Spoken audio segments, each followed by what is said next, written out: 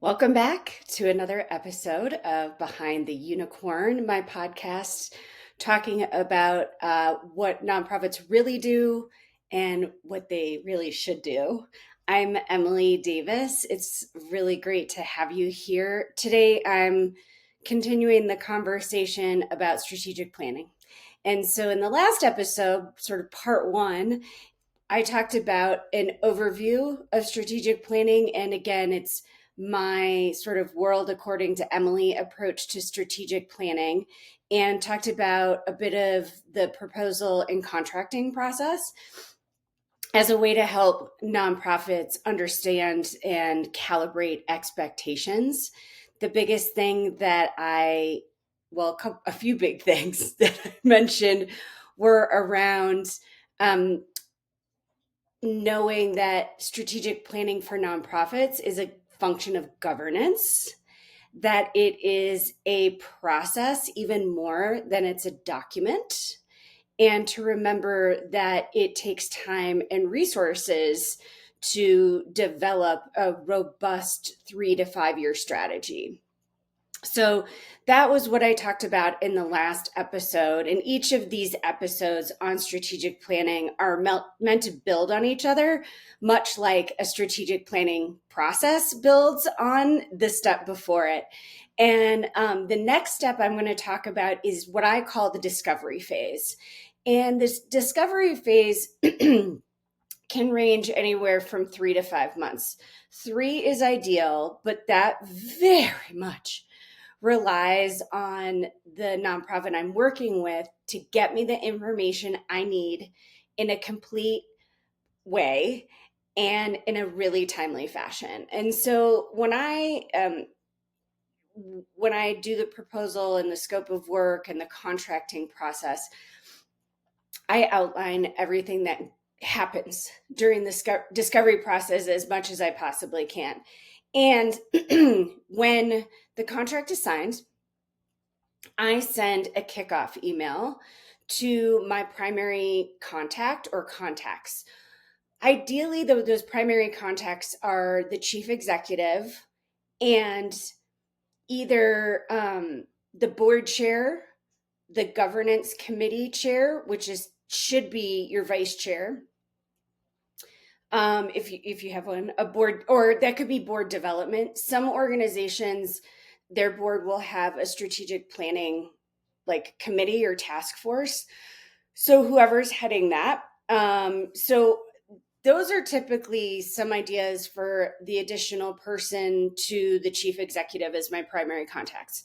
The reason for having multiple contacts is that sometimes people are unavailable. It's good to have multiple perspectives, and board, whoever the person is on the board who's my contact, they are the liaison to that committee and to the board about the strategic planning process, just like the executive director or CEO is the liaison to the process with staff.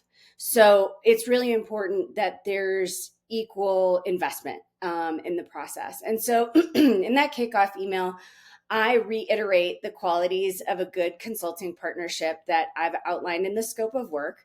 And I go over all the information I'm going to need, the anticipated timeline, what we need to do in terms of retreat planning, all of those things. I try really hard to be transparent and upfront because there's so many things in the strategic planning process that I'm doing that I sort of can't pull the curtain back on because it's very complex. And I'll talk a little, that will become clearer as I talk through some of this.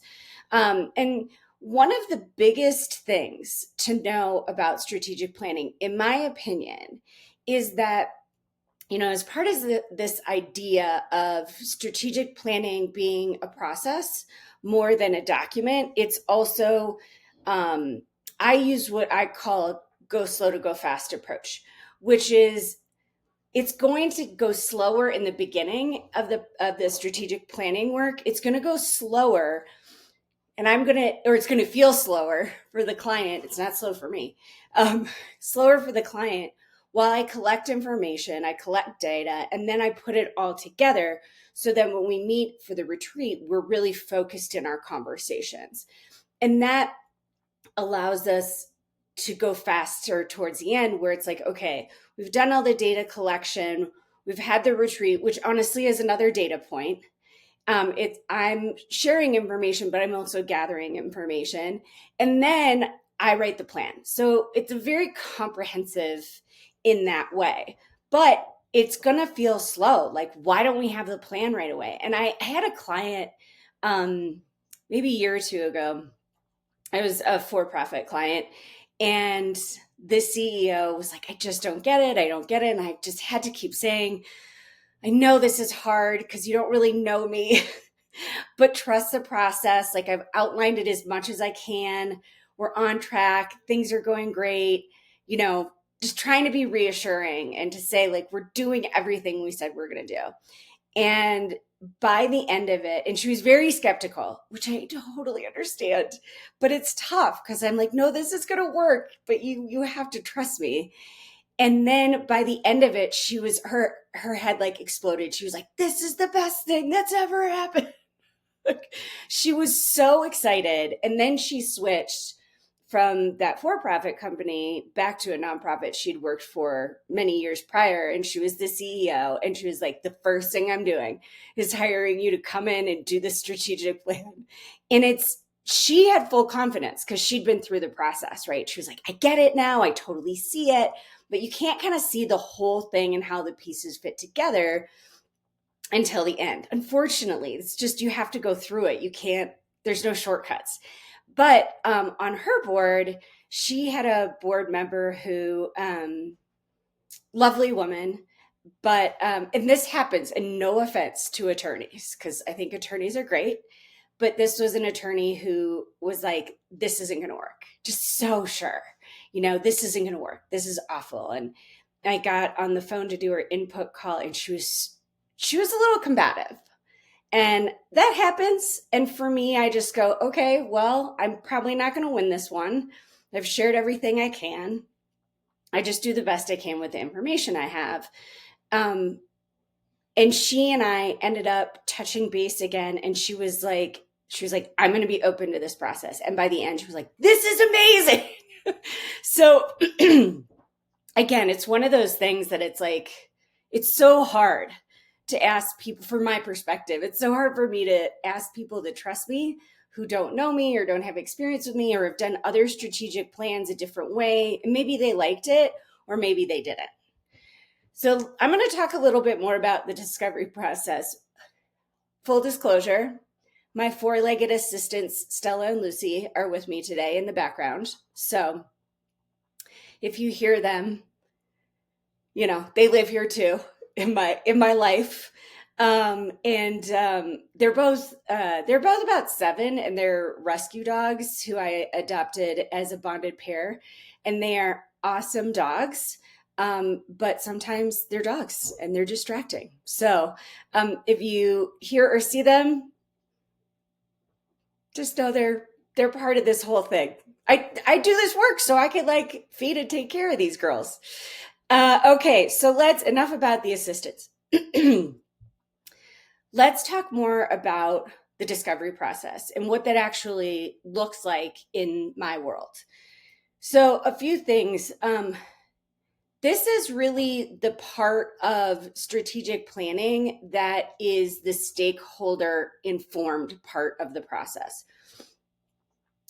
I believe that if one asks the right questions and gets the right input ahead of a strategic planning retreat, there is no need to have the kitchen sink of participants at the retreat. And that includes staff.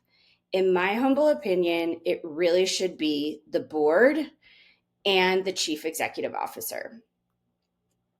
There's a few I'll talk about this more in the retreat phase of this, but this is, again, a governance function, and the board needs to have sometimes difficult conversations. If the staff is in the room, it can often fall into operations and not a higher level. of planning and oversight. And it's nobody's fault. Everybody's doing their job. But it's my job as a facilitator to make sure everybody has a voice and is sort of in the right place at the right time. So going back to the stakeholder informed process, this is also where I get input, feedback, and I would say pretty deep level from board, staff, donors, volunteers, if it's a membership organization, members. And then there's sort of 4 categories, right? So board, staff, what I call engaged stakeholders. They're those folks who are really close to the organization, like in the inner circle, but are not board and staff.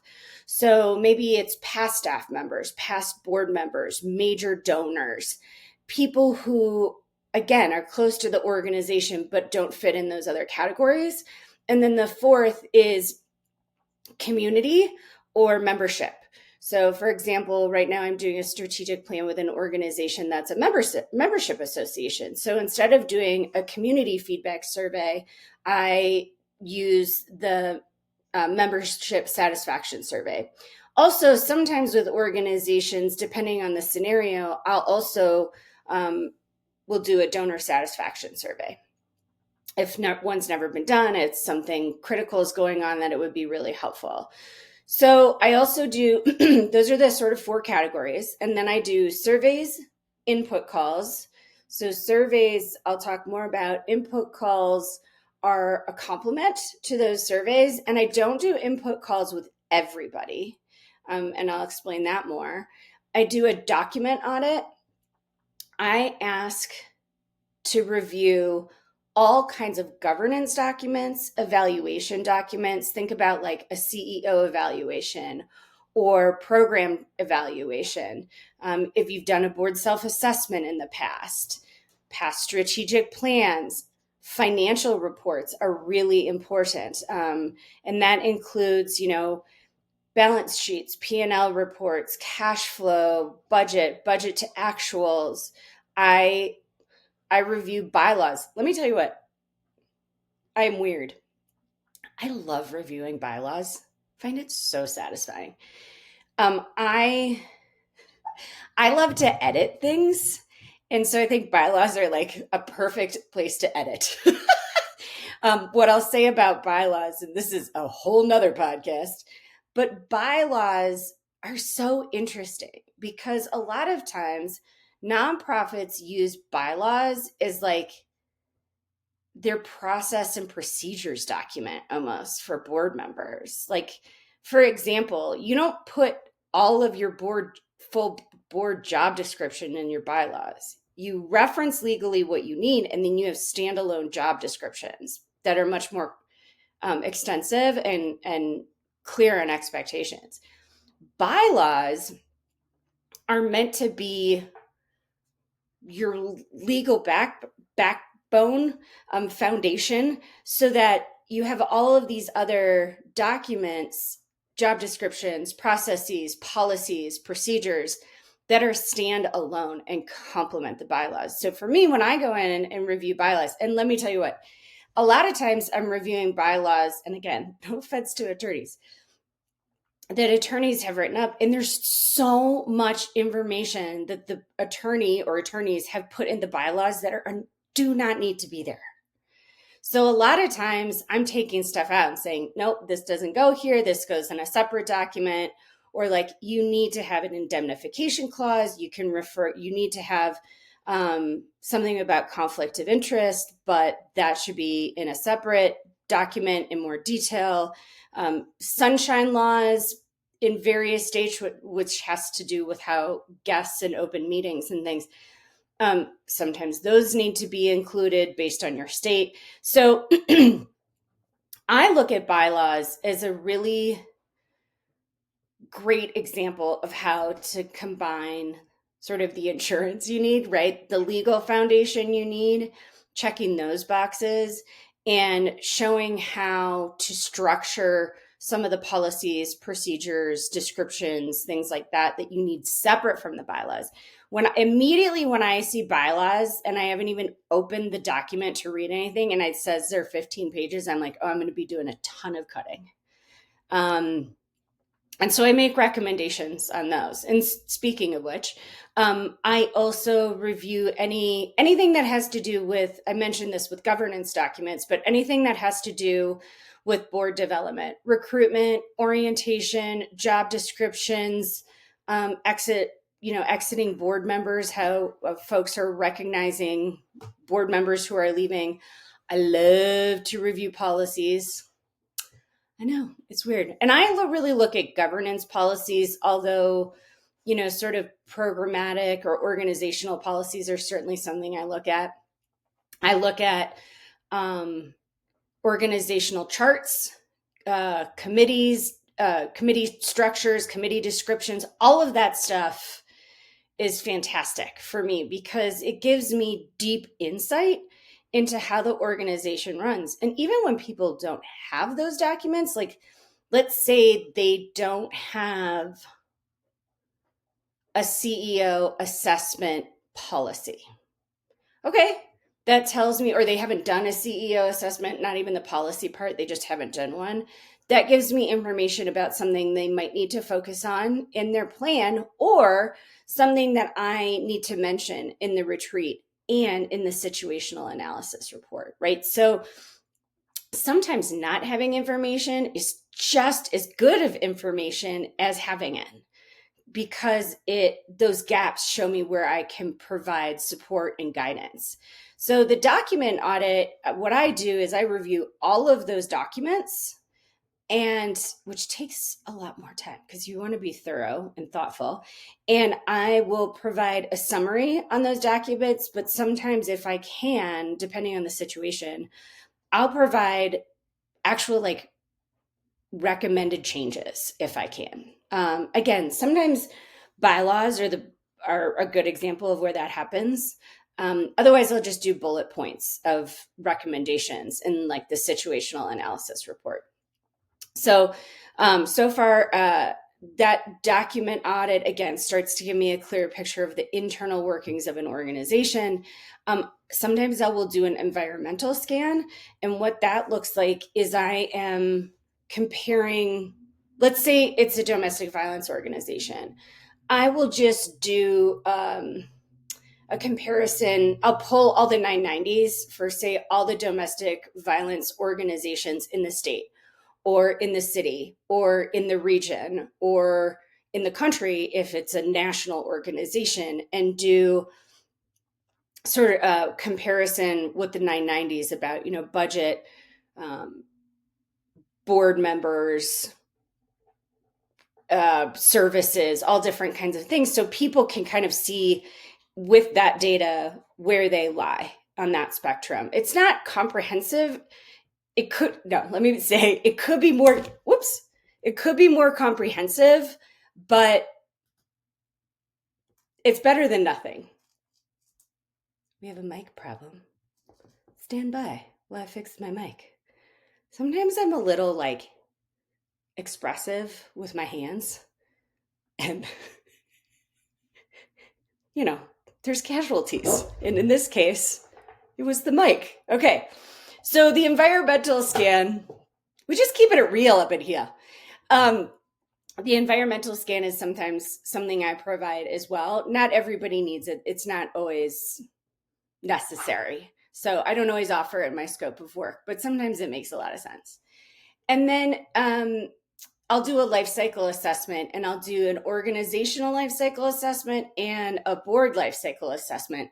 And that is based off on all of this information I gather, and it goes into the situational analysis report. So that's sort of an overview. I already dug into a bit around the document audit and the environmental scan, but I want to talk a little bit more deeply about the surveys and the input calls. So surveys, there's a lot to say. Oftentimes I'll look at past surveys that have been done for an organization, whether it's trying to think, one of the last ones I looked at was like an HR survey, and it was for the staff. And it was, I mean, I looked at this survey and I was like, throw it out. It was terrible. And most people don't know qualitative data research methods to know how to like design a survey in a very specific way. And I hate to say that, but it's just sort of the truth is that, so I am just, for some context, I did my undergraduate research, and it was on research topic, sociological theory. And my undergraduate degree is basically in qualitative data research methods. So you have to know how to do these things very specifically to yield the results you're looking for. And so I've done various research projects over the years that have had to have very robust data collection processes and methods. I use that approach to data collection for strategic planning. It is invaluable. How the questions are asked, what's the purpose, what are the desired outcomes from each question, where do you sort of very subtly repeat the same questions? Like, what are we trying, the question really is what are we trying to get out of this? What information? And so not everything's open-ended. Some are open-ended, some are in a matrix, some are, mark all that apply. There's all these different ways to ask different questions and collect that data. I have, over the years, I mentioned this in the last episode, is that there's a lot of different ways to do strategic planning and nonprofit strategic planning. And there's a lot of books out there on that and a lot of learning that can be done. I've done trainings and certifications and all kinds of things, right? The biggest mistake I see is people not getting good qualitative data, either because the surveys or the questions that are being asked aren't good, or they're not being asked at all. Sometimes it's better not to ask than ask the wrong questions, to be honest. And so over the years, I developed, either from my own experience, from studying, I mean, honestly, just straight up studying I did, working with other surveys. I developed surveys that I now use, and I customize every single one.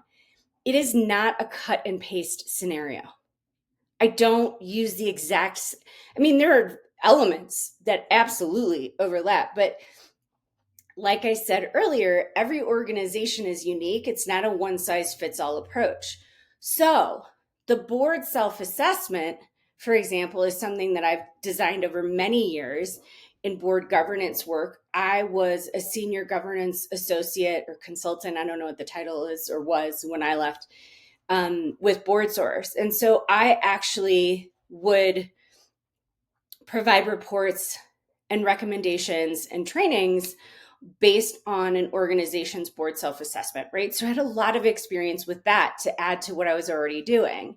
And so the board self-assessment that I do has 6 different sections. And I think there's like 30 some questions. And by the time I get that survey back, woo, do I have some information. It is awesome. It is so helpful to me as a consultant. Same thing with the staff assessment.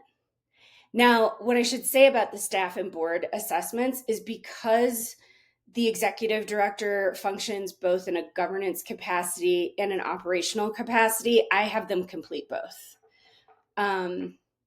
It just makes sense. And it's twice as much work for them, but what's our desired outcome? To get as much information as possible from various stakeholders to drive the strategic plan. So then we go, there's the staff assessment. I would say the same thing. It's something that I've developed over a lot of time. I think having been a staff member, having been a board member, having been a donor and a member and all of these things also really informs what questions I think are important to ask.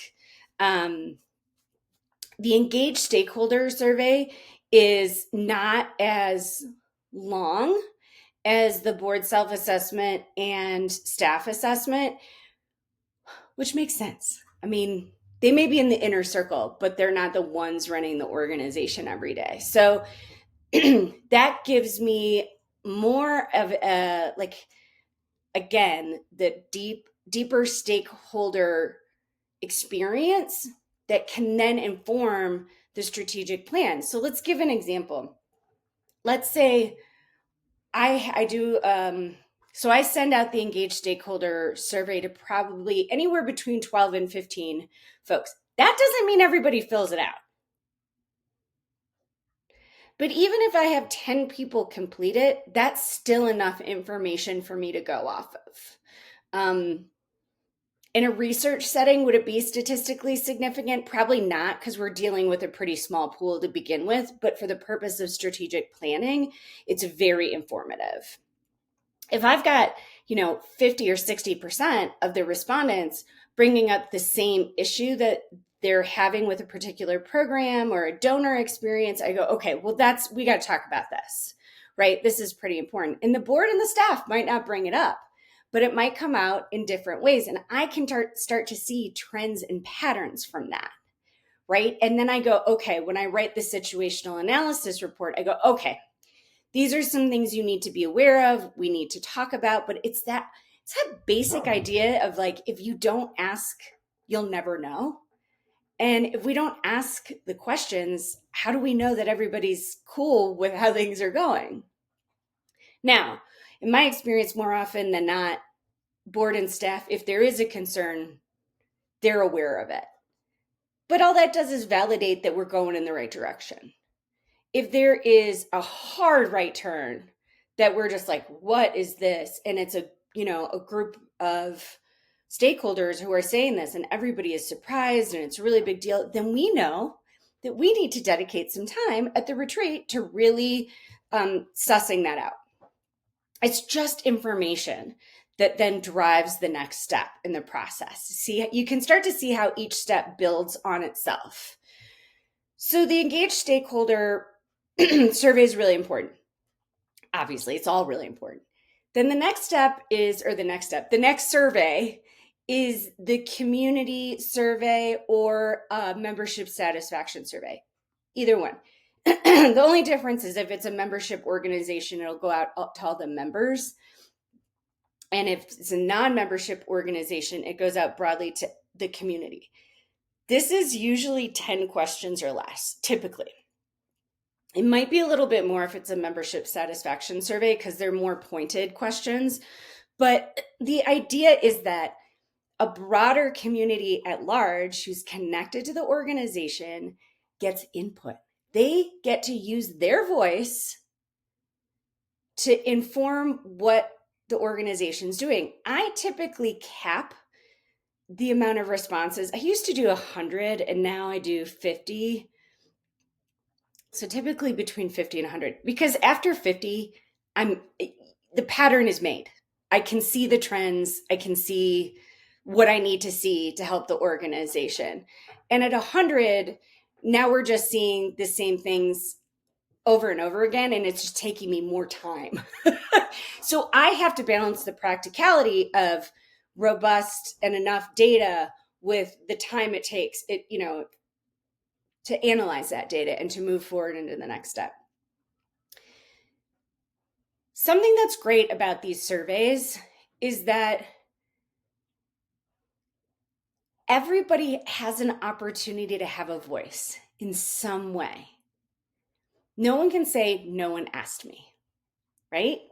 You may not have decided to participate, but you were asked as this is the stakeholder informed part. It's a choose your own adventure. If you choose not to participate, that's okay, but that's on you. Like, we're asking and we want your feedback, and that's genuine. Like, as the consultant, I really want to know what a nonprofit's stakeholders has to say. If I'm just going based off of, going through the process based off of what the executive director says or the board says, there's the people they're serving The mission that is supposed to be served is just silent in that. Yes, they're representatives of. Yes, they should know. But I want to validate that that's true, what they think is true. So to me, you also get more investment in the resulting strategic plan if all of these different stakeholders have had a voice, right? So that's it for surveys. The next piece that I want to talk about, and the last piece in the information gathering part, is input calls. So I typically do 4 to 5, or try to schedule 4 to 5 input calls with staff members, board members, and engaged stakeholders. The input calls are designed to be a lot of open-ended questions. And I don't often get to all of the open-ended questions because the conversation naturally evolves and gives me what I need. But it allows people to think about and process and give their feedback and insights in a different way.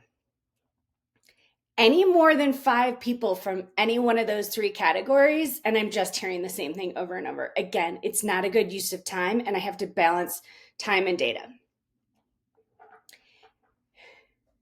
One of the hardest things about input calls is actually making the input calls happen. Just because I'm scheduling input calls doesn't mean that people reply, doesn't mean that people show up, doesn't mean that people remember the call to and everybody has such a different experience using technology. And what do I mean by that? I use a scheduling tool. When you're scheduling that many calls, like, you're going to use a scheduling tool. It's just way easier than one at a time, contacting people, waiting for them to respond, getting the response, going to the next person. Completely inefficient. I think, we live in a modern era of AI. I think using scheduling tools make most of us do professionally. Not everybody is comfortable with technology. And so it can be really tough to schedule calls and do a poll. Hey, pick the one time you're here's 30 options for 15 people. Pick the time that's available for you, first come, first serve. If these times don't work, let me know. It is so much work, especially when people don't respond to that scheduling poll. Time passes and they've just totally forgotten to do it. And now the window's closed and they're upset because this should be available to me.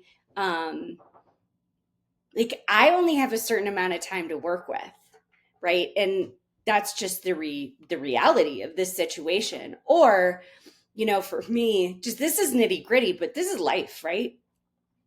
Okay, person selects a time. I set up the calendar invite. This is, I will call you at this number at this time, send out the calendar invite, confirm the day before, and they don't show. And I follow up and go, hey, can we reschedule? And I never hear from them again, or I hear from them weeks later. This is not unusual. It's a huge pain in the ass. And that's just how it goes. This is the stuff in consulting that people don't think about. Anytime you hear somebody go, well, we'll just schedule some. No, there is no just when it comes to people. We're not just doing anything. Everything takes more time than you think it will. When something goes smoothly and without any hiccups, I'm like, woohoo, we win. Because it doesn't happen very often. It's just how it goes. And as a consultant, I want, as much as possible, I want my clients and their stakeholders to have as positive experience with me as possible. Why? I just want to be a nice person, first and foremost. Secondly, I want my client to walk away going, that felt really good, right? That's really important for my business, for my sustainability, for word of mouth. Hey, I don't know if I'm going to be in an input call with somebody who goes, wow, I maybe want to hire you, right? Or they just leave feeling better about the organization. I don't work for the organization, but in this capacity, I have the opportunity to build relationships for them on their behalf. I also have the opportunity to ruin a relationship because most stakeholders, they don't care that I'm not connected to the organization directly, like as an employee. They just think, well, I was trying to help with this strategic plan and this woman was a bitch. Like, I don't want to be that person. So I have a responsibility ethically and, according to my values, to do a good job, and to be kind, but also have boundaries, right? So you do your best with just, that was a whole thing just on scheduling input calls, right? So once I am on the input calls, I ask open-ended questions. I always like to have information about whoever I'm talking to before I talk to them. So I'll like pull up their LinkedIn, or I don't go full stalker or anything because honestly, I don't have the time to do that. Not that interested. But I do want to get a little bit of background, and hopefully the nonprofit I'm working with has given me some background information as I've asked for it beforehand. So we have, in these calls, we have open-ended conversations about the organization, about their experience with the organization. What are the big pain points? What are things that maybe I haven't asked about, they want to tell me about? But it's my job to listen. This is where it's important to shut up and just listen to people. It also, and I will say this is especially true with board and staff, it also becomes an opportunity to talk about and start sort of educating. What do I mean by that? Educating about the strategic planning process, educate about maybe board governance. So let's say I'm talking to a board member who says, I say, what's your experience on the board? Well, it's great. I'm making this up. It's great. Our executive director really runs in everything. So we really don't do much. Okay. That's an opportunity to talk about governance as observation and how the board needs to be more involved and what does that look like?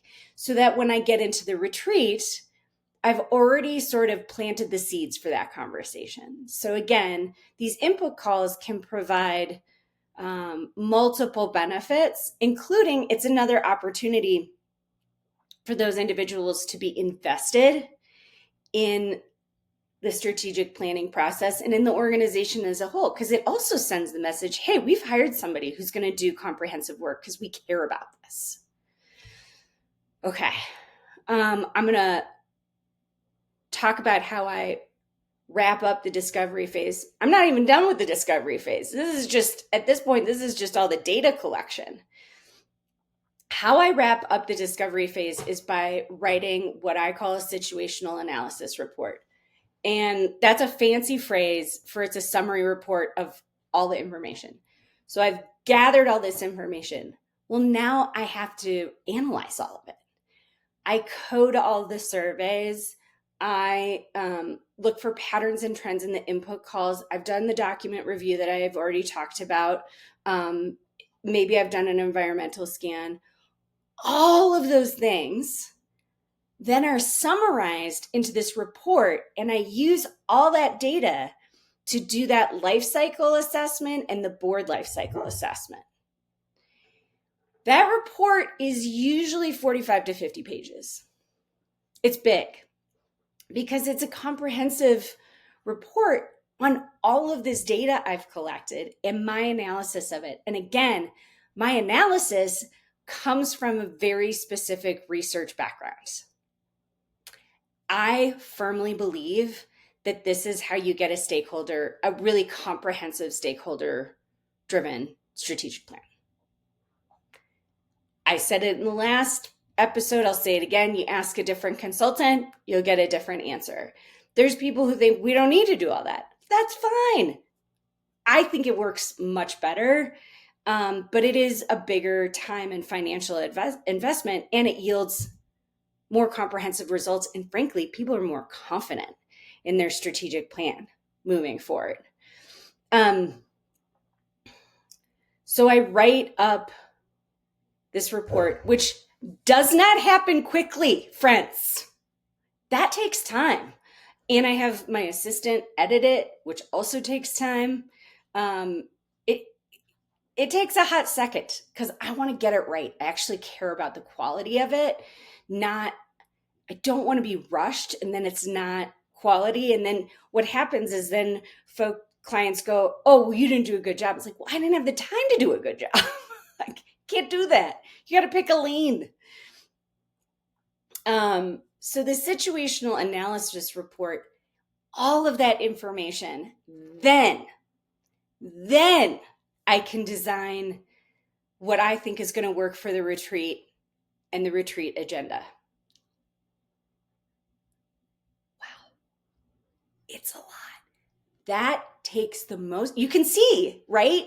You hear all this and you can see why for me, the discovery phase, that first step takes the most time because you're not just collecting information. You're designing, you're collecting, you're identifying, you're analyzing, you're writing. It doesn't happen. It's not a quick fix.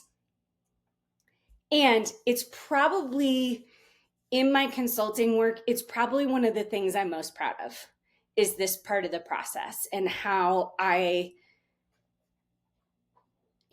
said in the last episode that I didn't want to get into strategic planning when I started consulting because I just didn't see a lot of good strategic plans. And the reason was I didn't think they were data driven. I didn't think they were stakeholder informed, or at least as much as they could have been.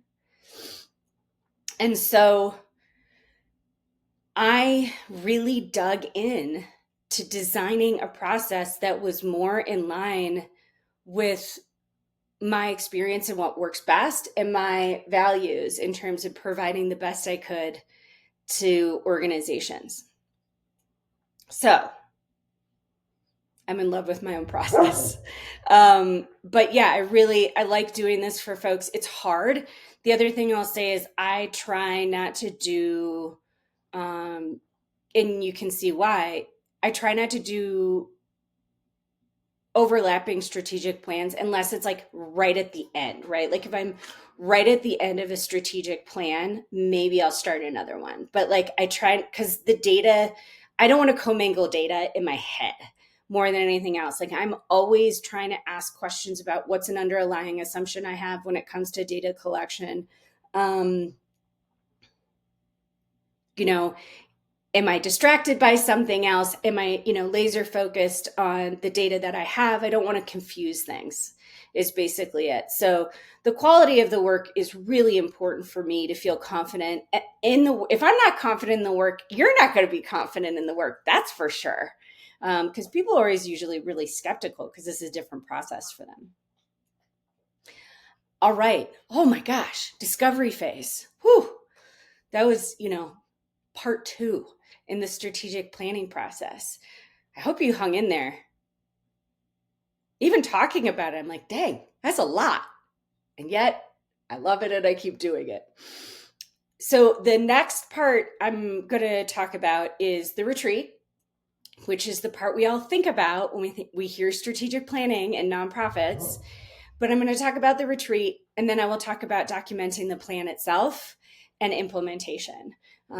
I would love to hear your comments, questions, concerns, feedback, experiences, anything that you want to share on strategic planning as a whole, or about my approach to the discovery phase of strategic planning. Do you like it?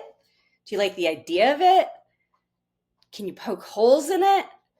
Do you hate it? Just let me know. I'd love to have a conversation about it as much as one can have a conversation about it over comments.